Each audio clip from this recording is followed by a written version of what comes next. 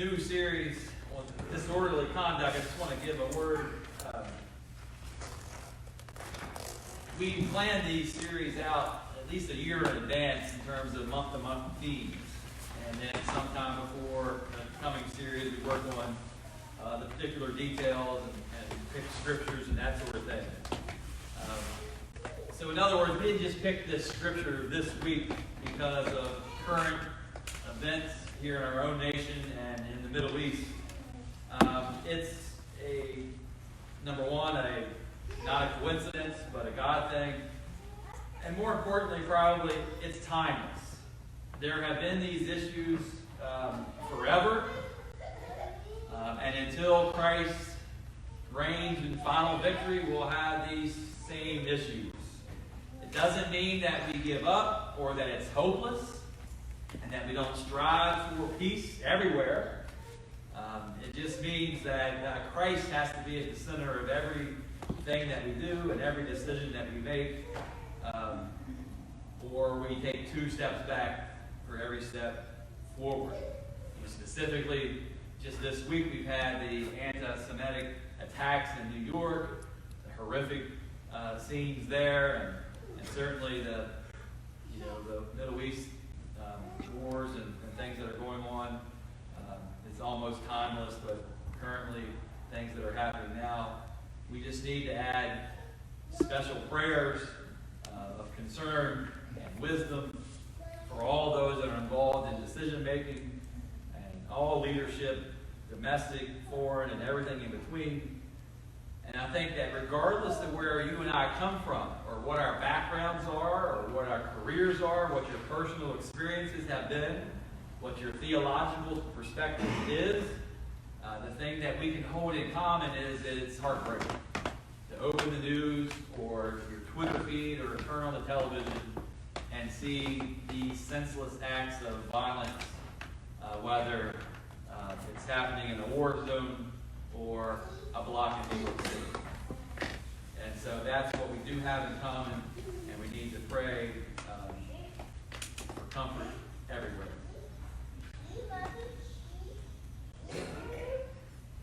We have here before us an opportunity for the next several weeks to talk about some disorderly conduct. We wanted to send a film crew along with Rick, day by day, and have some good footage to show for some illustrations, but we didn't really have that in the budget, so you got off the hook, Rick. But what we're going to discover is, each week, we're going to talk about a specific personality disorder.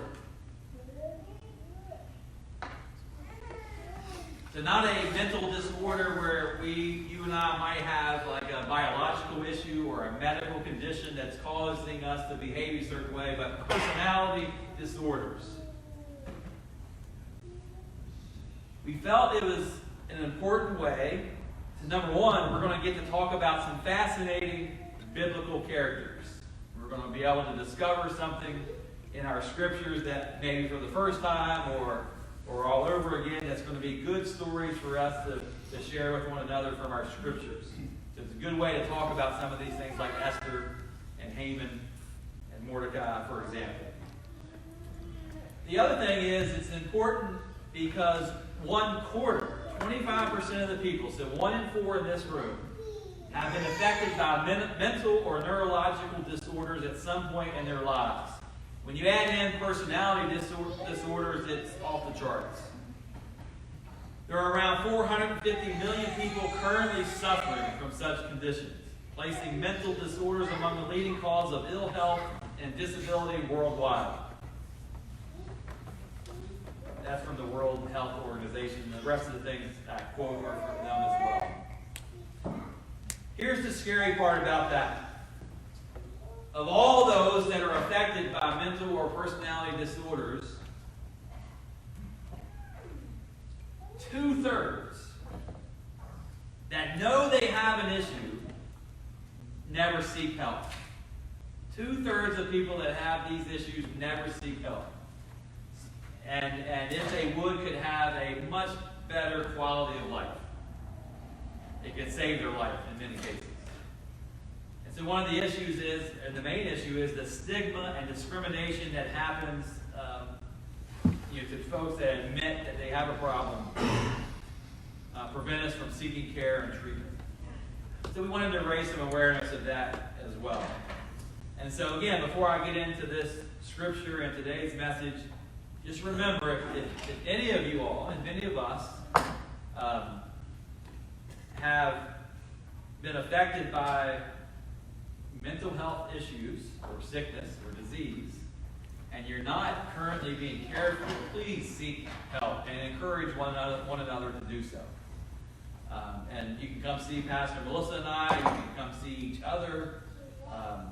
We're not trained psychologists or psychiatrists, so if it's an opportunity to refer you to someone else, but you need all of us in here, 100% of us in here, need someone to talk to. That's a fact as well.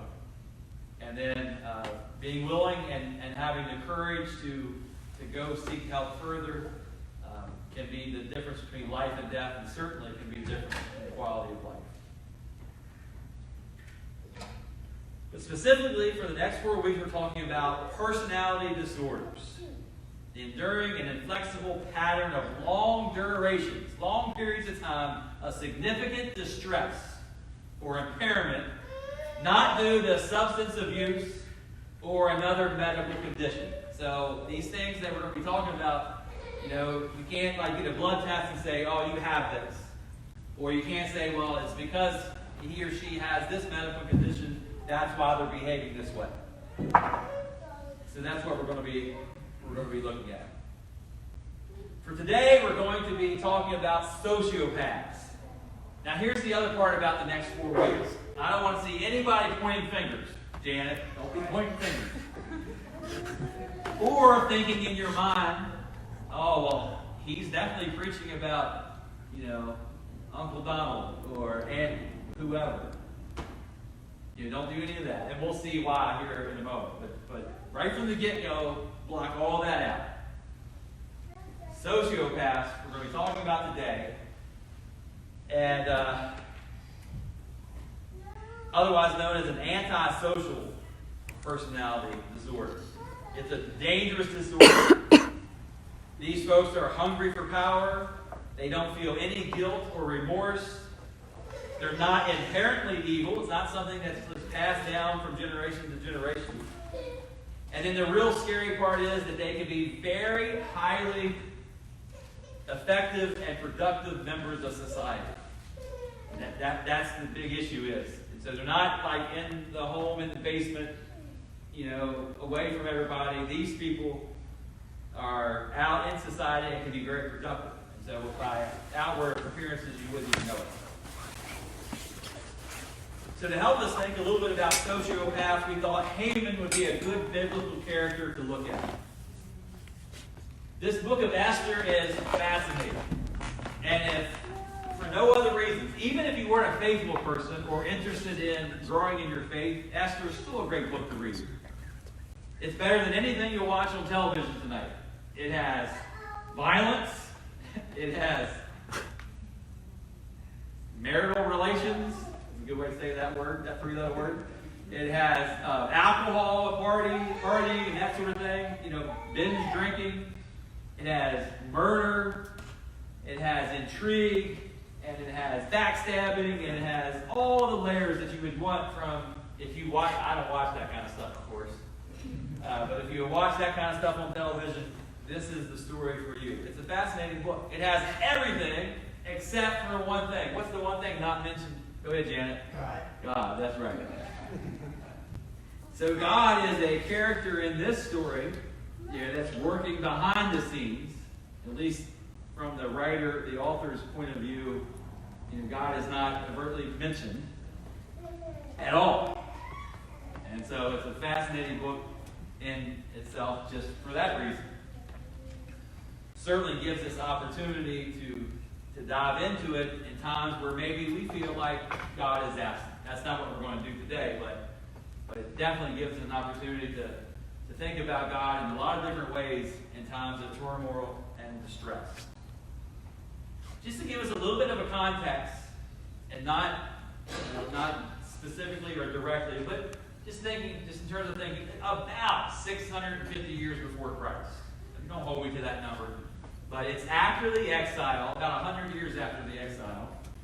And this happens to be in a place in the world where these Jewish folks, Esther and Mordecai and their friends and family, these particular groups haven't returned home.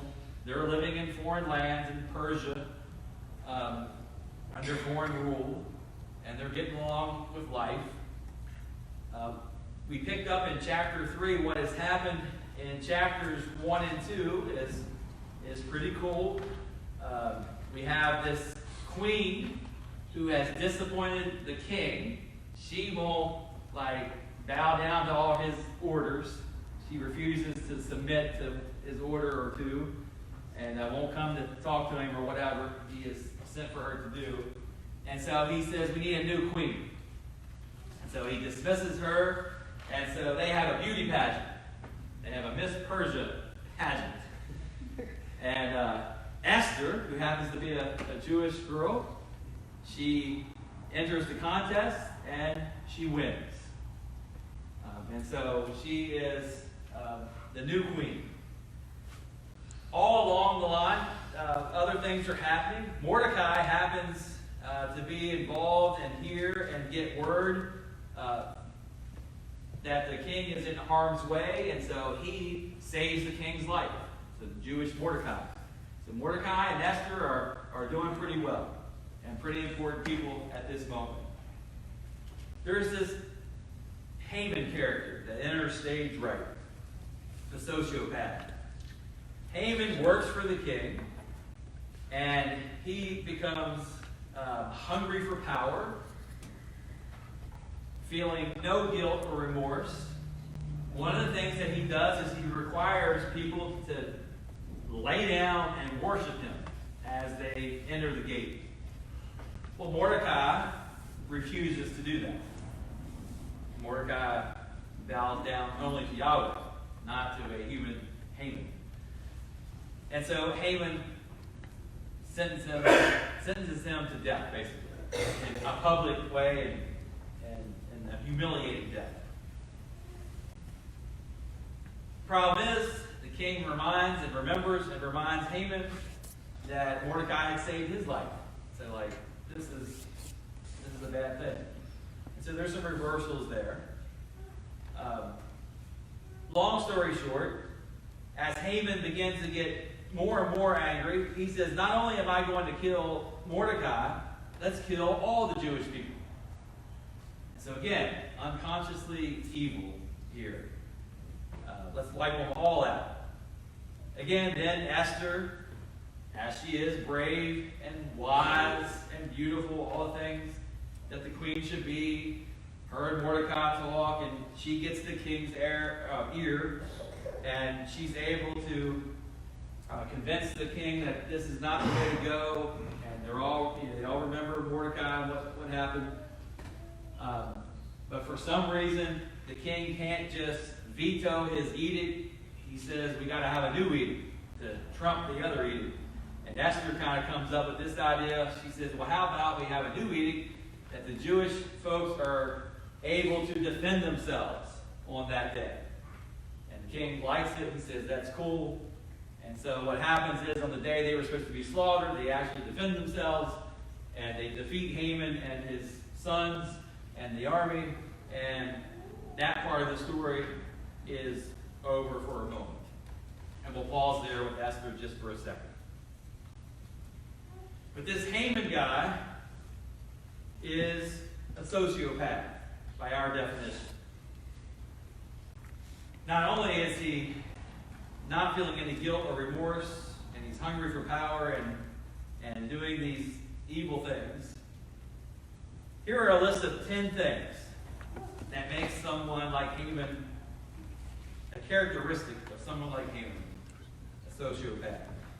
And I think you're going to get it as we go.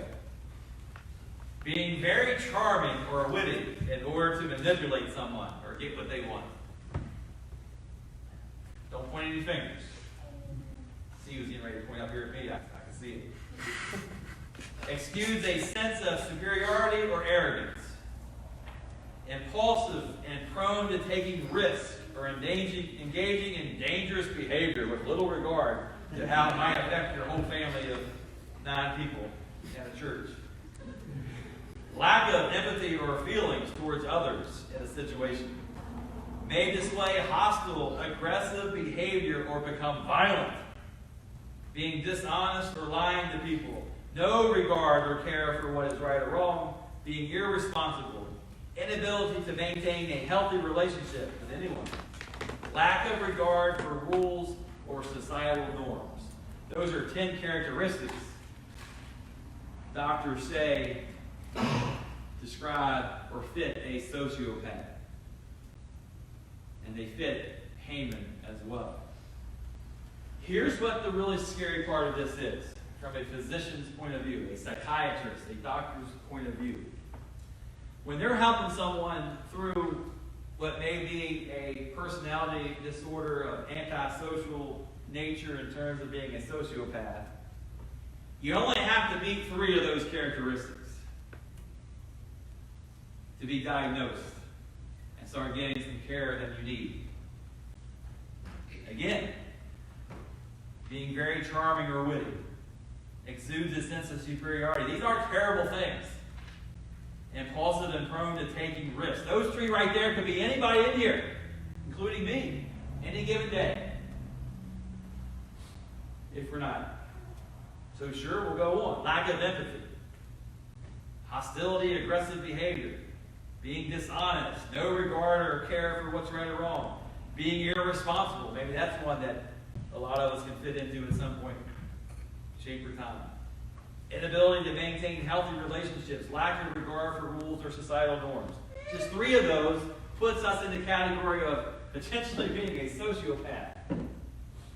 One of the things that we learned in seminary was when you're reading a story or a passage, and like Esther here, or any passage, what you and I naturally want to do is we want to plug ourselves into that story for the good guy.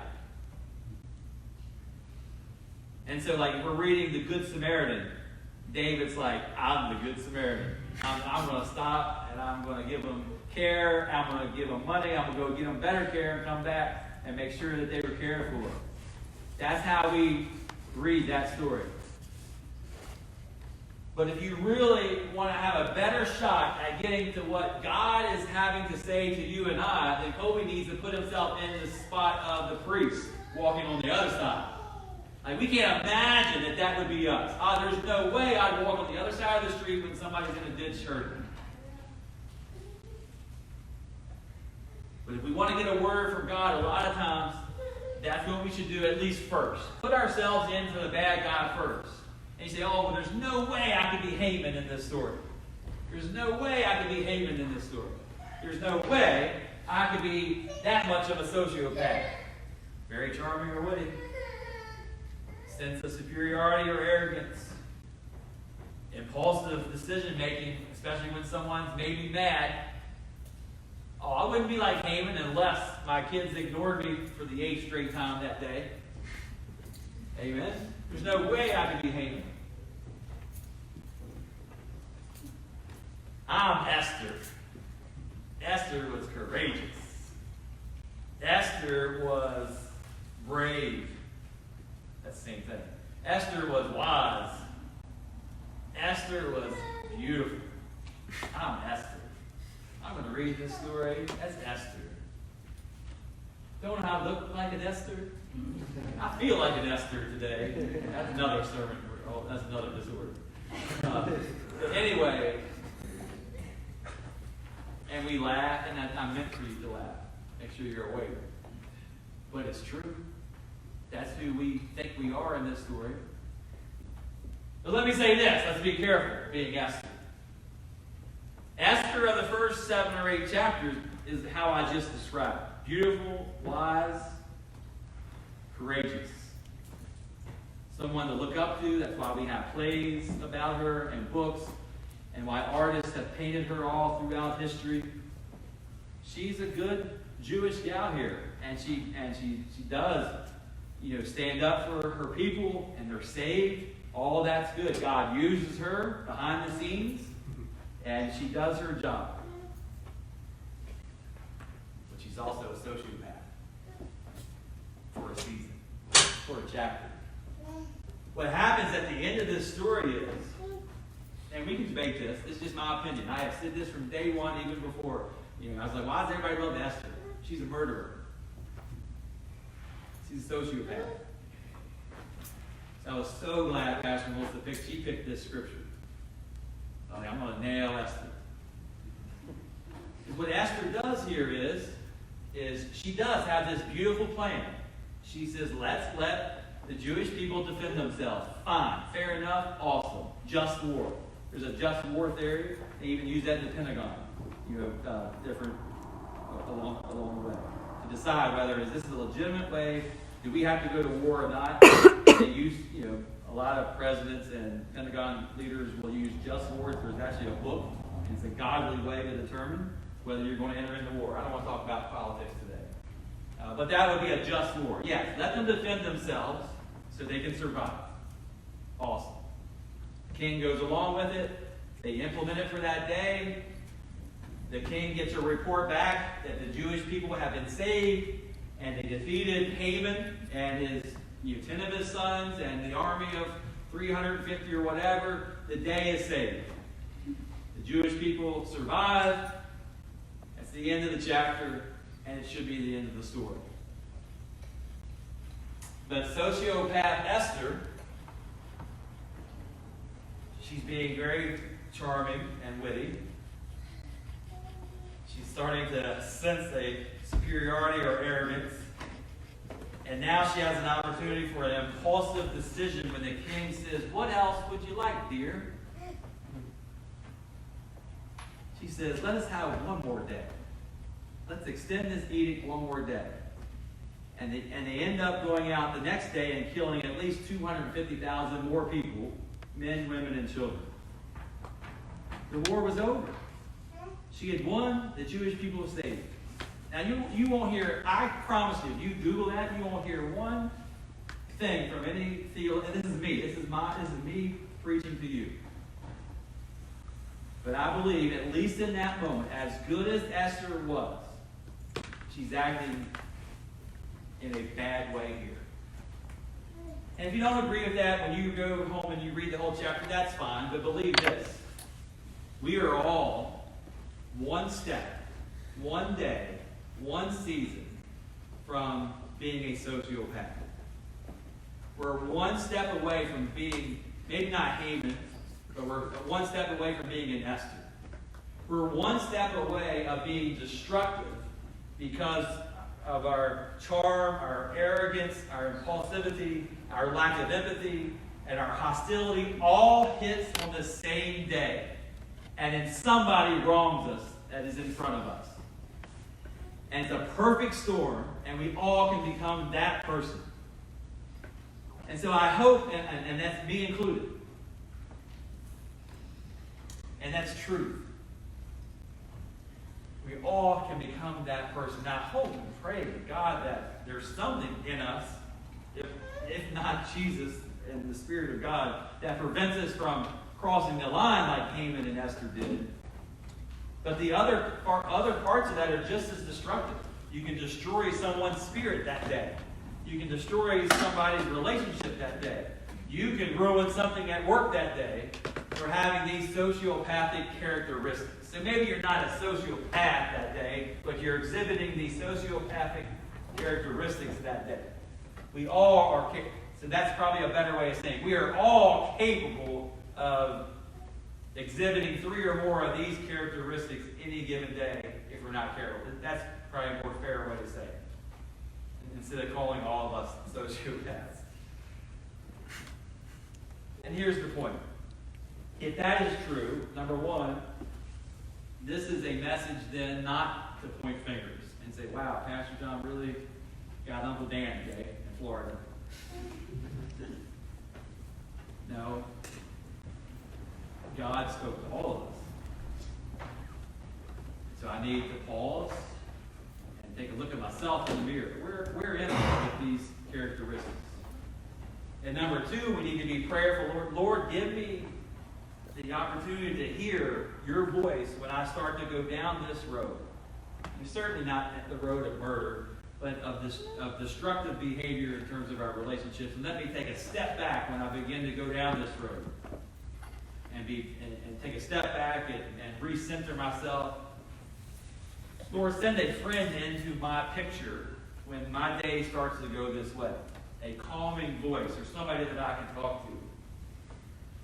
Lord, help me to be able to recognize when a loved one is starting to act like this, so that I can be that friend that, and with a calming way or a listening ear, prevents them from being destructive in that moment. I think this is a critical word for all of us today. Me first and you second. And I hope and pray that when we start to go down these roads, that we can recognize it before people are hurt, emotionally, physically, or mentally, and before we hurt ourselves. I pray for God's grace in my own actions and inactions. And I pray for God's grace for sociopaths around our world who are ready at this moment to act out on their violence in terrible and tremendous ways. May someone recognize, or may they recognize in themselves what they're about to do and stop it before it happens. Let us pray.